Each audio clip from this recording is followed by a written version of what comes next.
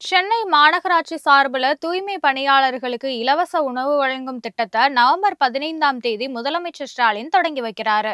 சென்னை மாநகராட்சியில 10,000த்திற்கும் மேற்பட்ட தூய்மை பணியாளர்கள் பணியாற்றி வரும் நிலையில அதிகாலையிலேயே தங்கள் பணியை அவங்க தொடங்குறதுனால பணிபுரியும் இடத்துக்கே உணவை கொண்டு வந்து சாப்பிடுறதுல பல்வேறு சிரமங்களை எதிர்கொண்டு வராங்க. இதனையடுத்து தூய்மை பணியாளர்களுக்கு 3 வேளை உணவு வழங்கும் திட்டத்திற்கு நிர்வாக அனுமதி வழங்கி தமிழக அரசு அரசாணை வெளியிட்டது. இலவச உணவு வழங்கும் திட்டத்திற்கு தமிழக அரசு 186 கோடி ரூபாய் ஒதுக்கீடு செய்திருக்கு. அந்த திட்டத்தை செயல்படுத்துவதற்கான தனியார் நிறுவனமானது ஒப்பந்த புள்ளி அடிப்படையில் தேர்வு செய்யப்பட்டது.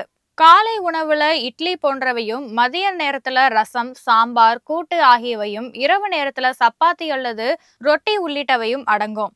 தூய்மை பணியாளர்களுக்கு 3 வேளை இலவச உணவு வழங்கும் இந்த திட்டத்தை வரும் 15ஆம் தேதி முதல்வர் மு.க. ஸ்டாலின் தொடங்கி வைக்க இருப்பதா சென்னை மாநகராட்சி மேயர் பிரியா தெரிவிச்சிருக்காங்க.